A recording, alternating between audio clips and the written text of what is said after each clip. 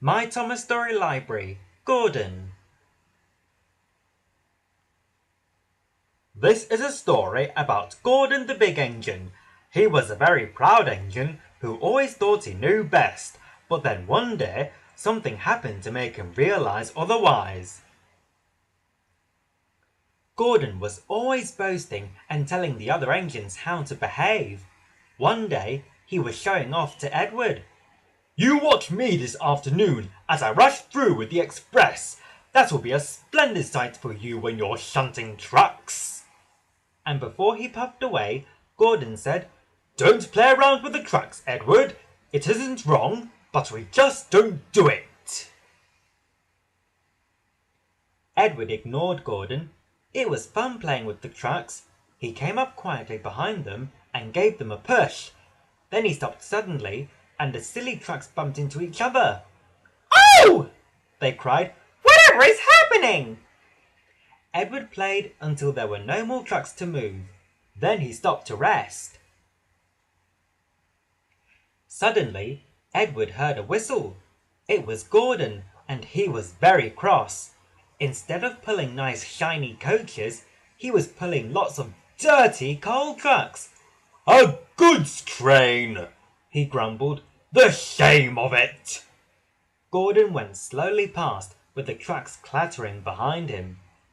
Edward laughed and went to find more trucks. But soon there was trouble. A porter came and spoke to Edward's driver. "Gordon can't get up the hill," he said. "Will you take Edward to push him, please?" Edward found Gordon halfway up the hill. His driver was very cross with him. "You are not trying!" he shouted at Gordon. "I can't do it," replied Gordon. "The silly coal trucks are holding me back." Edward came up behind Gordon's brake van, ready to push. "You'll be no use at all," huffed Gordon. "You wait and see," replied Edward. The guard blew his whistle, and Gordon tried to pull forward as Edward pushed him as hard as he could. "I can't do it! I can't do it! I can't do it!" puffed Gordon. "I will do it! I will do it! I will do it!" puffed Edward. Edward pushed and puffed with all his strength, and before long Gordon was at the top of the hill. "I've done it!" he said proudly, forgetting all about Edward pushing behind. And Gordon ran on to the next station without stopping to say thank you. But the Fat Controller didn't forget to thank Edward. The next day he was given a beautiful coat of blue paint with red stripes. Gordon hadn't learnt his lesson. He still boasted and told the other engines how to behave. Now it was Henry's turn. "Henry whistles too much," said Gordon. "Respectable engines don't whistle loudly at stations. It isn't wrong, but we just don't do it." Poor Henry felt sad. "Never mind," whispered Percy. "I like your whistling." The next morning, as Gordon left the shed, he called to Henry. "Goodbye, Henry. Be sure and remember what I said about whistling." Later that day, Henry took a slow train to Edward's station. "Hello, Henry," said Edward. "I was pleased to hear your happy whistle yesterday." "Thank you, Edward," smiled Henry. "Shh! Can you hear something?" Edward listened. Far away, but getting louder and louder, was the sound of an engine's whistle. "It sounds like Gordon," said Edward. "But Gordon never whistles like that." But it was Gordon. He came rushing down the hill at a tremendous speed. Gordon's whistle valve wouldn't close, and he was whistling fit to burst. He screamed through the station and disappeared. "Well," said Edward, looking at Henry. "It isn't wrong, but we just don't do it," chuckled Henry, and Edward laughed. Meanwhile, Gordon screeched along the line. People came out of their houses, fire engines set off to find the fire, and old ladies dropped their parcels in shock. The noise was awful. Porters and passengers held their ears. The fat controller held his ears too. "Take him away!" he bellowed, "and stop that noise!" Still whistling, Gordon puffed sadly away. He whistled as he crossed the points. He whistled in the siding. Gordon was still whistling as the last passenger left the station. Then, two fitters climbed up and knocked Gordon's whistle valve into place. And at last, there was silence. Gordon slunk into the shed. He was very glad it was empty. He didn't want anyone to make fun of him. Later that evening, the other engines came back. "It isn't wrong," murmured Edward, "but we just don't do it." And all the engines laughed, apart from Gordon. From then on, Gordon was a much quieter, humbler engine. Well, for a few days anyway.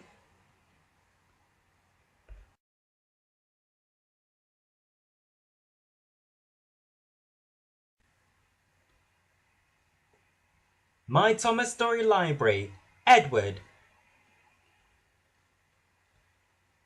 This is a story about Edward the Blue Engine. As an older engine, he could be noisy and rather slow. The big engines called him names, but Edward soon had the chance to prove there was more to him than old iron. Edward was getting old. His parts were worn, and the big engines called him Old Iron because he clanked as he worked. One day, he was taking some empty cattle trucks to the market. "Come on, come on, come on," puffed Edward as he clanked along the line. "Oh, oh, oh!" screamed the rattling trucks. Some cows were grazing in a field by the line. When Edward clattered past, the noise and smoke upset them. They twitched their tails and ran. The cows charged across the field. They broke through the fence and crashed into the last few trucks. A coupling rod broke and half the trucks were left behind. Edward felt the trucks jerk suddenly, but he thought they were being naughty as usual. "Those troublesome trucks!" he cried. "Why can't they come quietly?" Edward had reached the next station before he realized what had happened. News of the accident quickly reached the other engines. "Silly old Iron! Fancy allowing cows to break his train!" laughed Gordon. They wouldn't dare do that to me. I'd show them," he boasted. Edward pretended not to mind, but Toby was cross. "Don't worry, Edward," he said. "Gordon's very mean to call you names. He doesn't know what he's talking about. Cows can be very troublesome." This made Edward feel a little better. A few days later, Gordon rushed through Edward's station. "Mind the cows!" he laughed as he roared along the line. But his driver could see something on the bridge ahead. "Slow down, Gordon," he said, and shut off the steam. "Pah!" said Gordon. "It's only a cow. Shoo!" he hissed, moving slowly onto the bridge.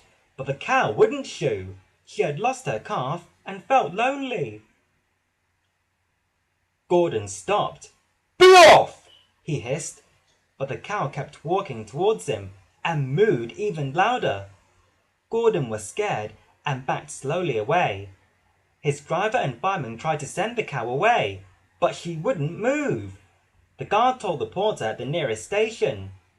"That must be Bluebell," said the porter. "Her calf is here. We'll bring it to her now." "Moo!" bellowed Bluebell when she saw her calf, and she nuzzled her happily. Gordon was very quiet on his way back to the station. He hoped no one had heard about Bluebell. But the story soon spread. "Well, well, well," chuckled Edward. "A big engine like you afraid of a little cow." "I wasn't afraid," huffed Gordon. "I didn't want the poor thing to hurt herself by running into me." "Yes, Gordon," said Edward solemnly. But he knew the real reason why Gordon had stopped. A few days later, Edward was late with the passengers for James's train. It's old iron again, grumbled James. Edward always keeps us waiting. Thomas and Percy were annoyed. Old iron, they snorted. Why, Edward could beat you in the race any day. Really? Huffed James. I should like to see him do it. Edward heard James as he pulled into the station, but he just smiled. Later that week, James's driver felt unwell. His fireman was ringing for a relief driver when he heard the signalman shout. James was puffing away without a driver. His fireman ran after him, but James was going too fast. The signalman had to halt the other trains to make sure there wasn't an accident. 2 boys were standing on James's footplate, explained the signalman when James's fireman returned. Edward is bringing the inspector. He needs a pole and a coil of wire rope. James's fireman was waiting with the pole and rope when Edward arrived. Good man, said the inspector. Jump in. Don't worry, we'll catch him, puffed Edward. By now, James was very frightened. He had realized that he didn't have a driver. I can't stop, he wailed. Help! Help! We're coming, cried Edward, and he puffed with every ounce of steam he had until he was leveled with James's buffer beam. The inspector carefully climbed out of Edward's cab and stood on his front. He had made a noose out of the rope and tied it to the end of the pole. He was trying to slip it over James's buffer. The engine swayed and lurched, and the inspector nearly fell, but he saved himself just in time. At last, he did it. Got him! He shouted, and pulled the noose tight around James's buffer. Then he carefully climbed back into Edward's cab. Edward's driver braked gently so he didn't snap the rope, and James's fireman scrambled across and took control of James. Edward and James puffed back side by side. So old iron caught you after all, chuckled Edward. I'm sorry, whispered James. Thank you for saving me. You were splendid. When they reached the station, the Fat Controller was waiting. That was a fine piece of work, he said. I'm proud of you, Edward. You shall go to the works and have your worn parts mended. Oh, thank you, sir, said Edward happily. It will be lovely not to clank any more. James's driver soon got better and went back to work. The naughty boys had got such a shock when James started moving that they decided to wait until they were much older before trying to drive a train again. When Edward came home, he felt like a new engine. James and all the other engines gave him a tremendous welcome. Even Gordon let out a cheer. Edward was very happy that he would never be called Old Iron again.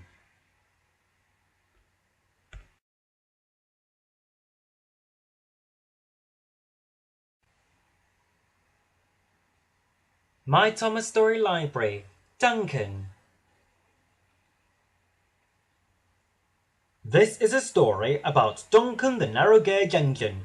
Duncan used to complain about his passengers, but this changed when Skarloey told a story about how Renee saved the railway. One morning, Skarloey was in the yard, being polished by Nancy, the guard's daughter. Skarloey was thinking about his friend Reneus, who had gone away to be mended. Reneus comes home tomorrow, said Nancy. What? Tomorrow? Chirped Skarloey. I must look my very best. Please polish me some more.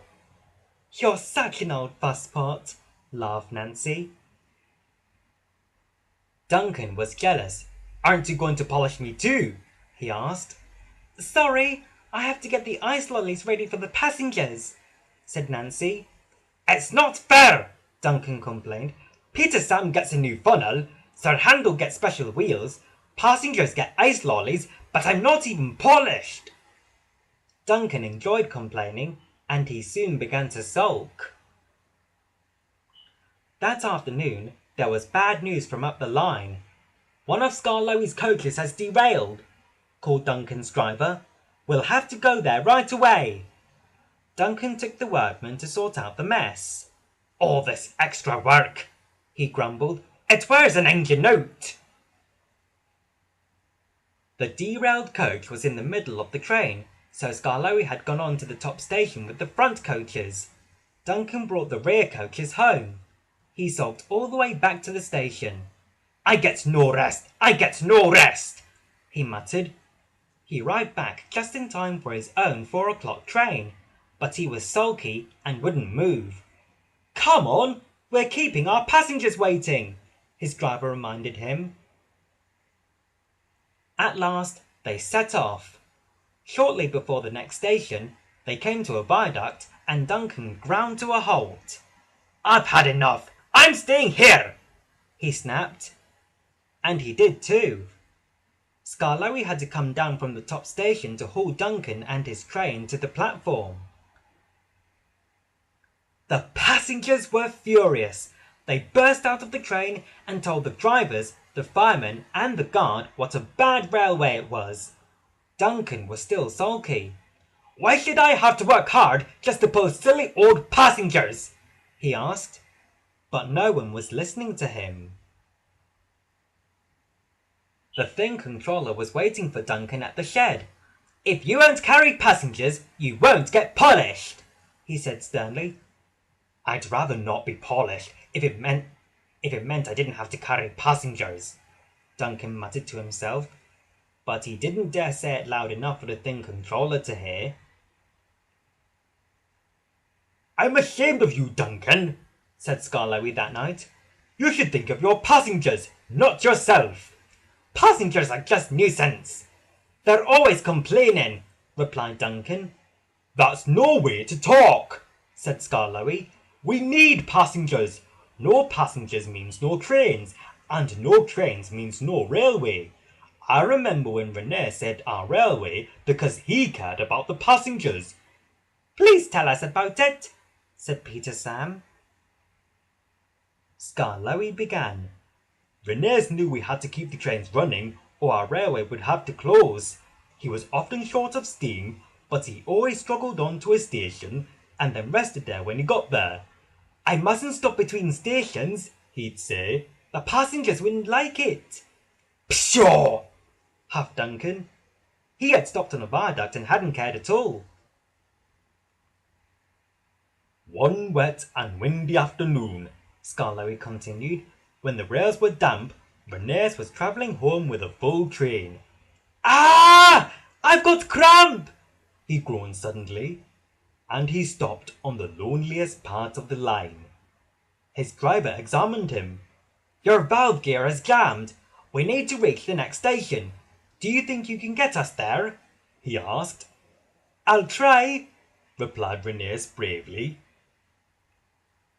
So the Thing controller sanded the rails, some passengers pushed from behind, and René jerked and began to move forward.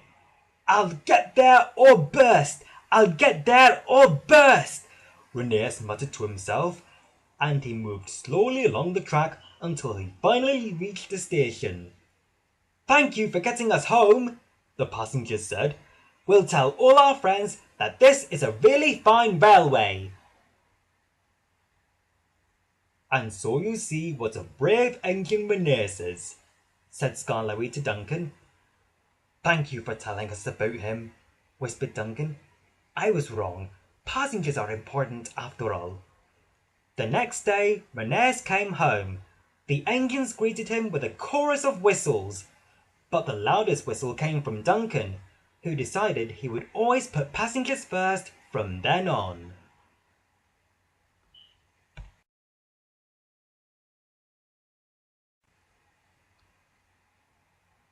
My Thomas Story Library, Salty. This is a story about Salty the Dockyard Diesel. He loved working by the sea, so he didn't think he would like it when I sent him to work at the quarry, but as it turns out, he was very good with the trucks. Salty was a dockyard diesel who loved telling tales about the sea. One day, the fat controller asked him to come to the island of Sodor to help finish an important job. Salty was excited about working there because islands are surrounded by water, so he knew he would never be too far from the sea. "Ahoy there, mateys!" said Salty when he arrived at his new job. "I'm here to help you." "Welcome to Center Island Quarry," said Mavis. "A quarry?" said Salty in surprise. "But I'm a dockyard diesel. I'm used to working by the sea." "You're a quarry diesel now," Mavis said. Mavis explained that they had 3 days to complete the Fat Controller's important job.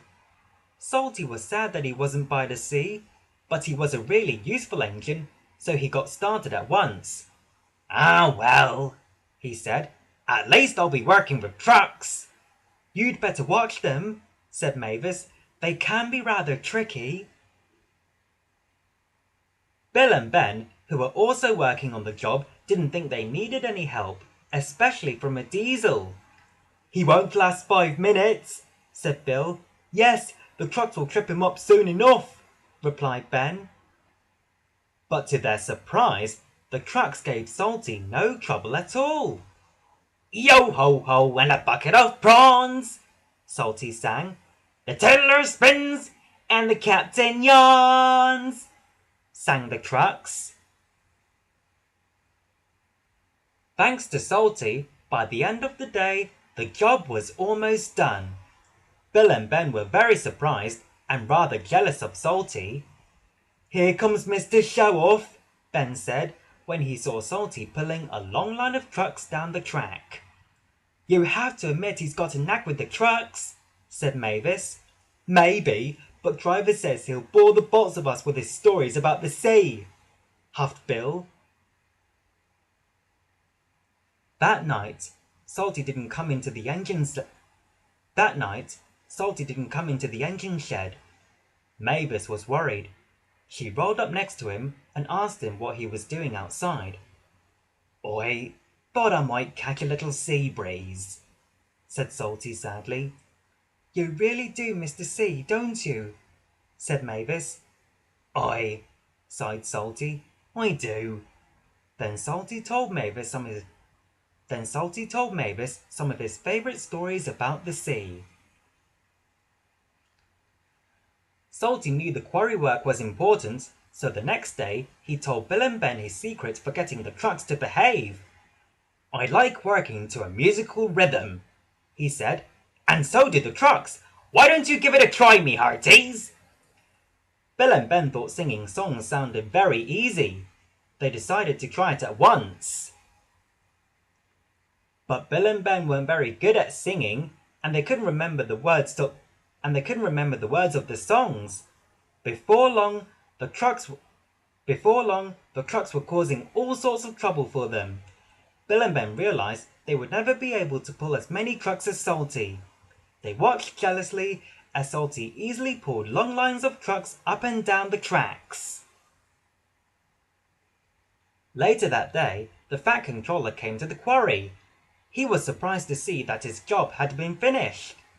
"Well done," he said to the engines. "You have worked very hard indeed." We could never have done it without Salty," said Mavis. Even Bill and Ben had to admit that Salty had helped them finish the job really quickly. "Now I've got an even bigger job for you, Salty," said the Fat Controller. "Aye, aye, sir," said Salty sadly. What kind of quarry is it this time?" "Quarry?" said the Fat Controller. "I'm not sending you to a quarry. I want you to work at Brendam Docks."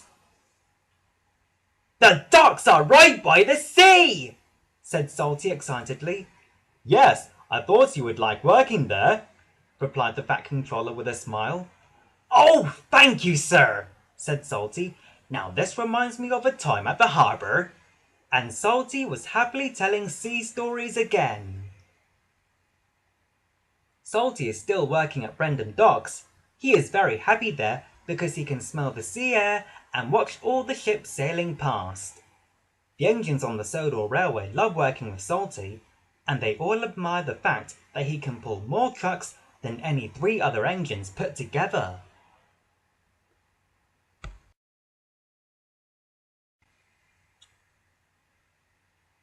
My Thomas Story Library, Stepney. This is a story about Stepney, the bluebell engine. One day, I sent him to work with Mavis and Toby at the quarry.